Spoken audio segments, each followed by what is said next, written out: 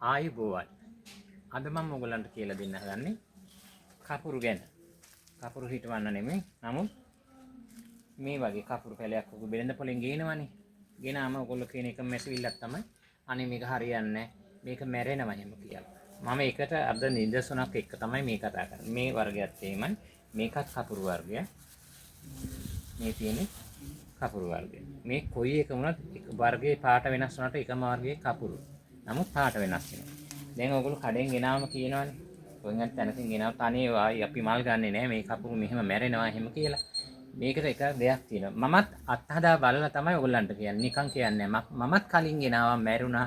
ඊට පස්සේ මම දෙවතාවක් මේක කට් කරා මට ඒත් හරියන්නේ. තුන්වෙනි වතාව දැන් මේක කට් කරා. කට් කරාට පස්සේ දැන් මං ගාව තියෙනවා මං හිතන්නේ මාස 9ක් වගේ වෙන කපුරු පැලයක්.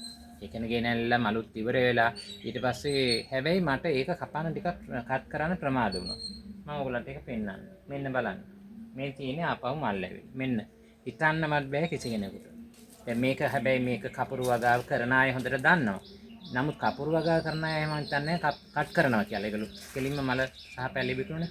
මේ තියෙන්නේ මම කලින් ගෙනාවු පැලයක්. මම මේකට කරේ මේ තියෙන්නේ ඔයගලන්ට පේනවා ඇති මේ මල ලස්සන බලන්න තාම ඒක මම විසි කරේ නෑ. මගේ තව පැල ගණනාවක් තියෙනවා. මට විකුණන්න පුළුවන් තාත්තේ විකුණුවා. ඒක කරන්නේ මෙහෙමයි. මම මෙන්න මේ ලේසි එකෙන් පෙන්නන්නම්කෝ. මේ දැන් කපුරු මල දැන් මේක තියෙනවා. දැන් අපි තව මාසයක් විතර යනකොට මේක ටිකක් විජරණේ වේලෙනවා. සම්පූර්ණ වේලිලා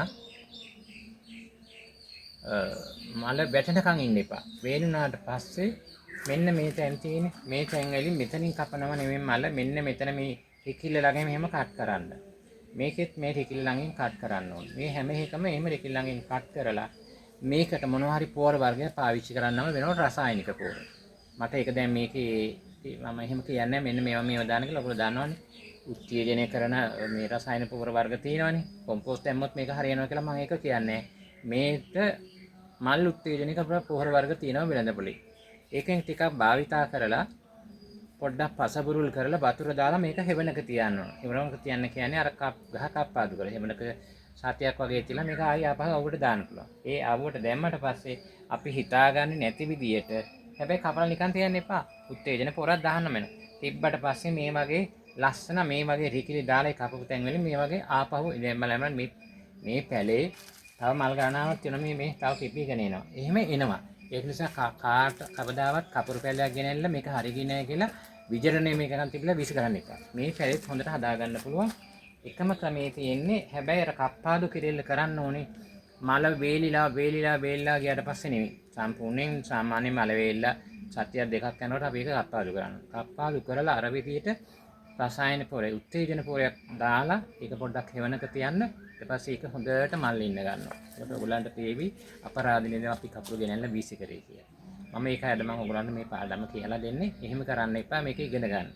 දැන් ඔයගොල්ලෝ දැන් මේකෙන් දෙයක් ඉගෙන ගන්න ඇති කියලා මම හිතනවා. ඔයගලන්ට තේරුම් ගියා නම් මම හිතනවා හොඳයි. මොන හරි ප්‍රශ්නයක් තියෙනවා මගේ කමෙන්ට් සෙක්ෂන් එකට දාන්න. ඒතකොට මම කියනවා ඒක මොන හරි අඩුපාඩුනේ ඒ වගේම ඔයගොල්ලෝ මාව බලලා සබ්ස්ක්‍රයිබ් කරලා ෂෙයා කරලා මට සහයෝගය දෙන්න. ආහිබෝවන් ඔබ සැමටම.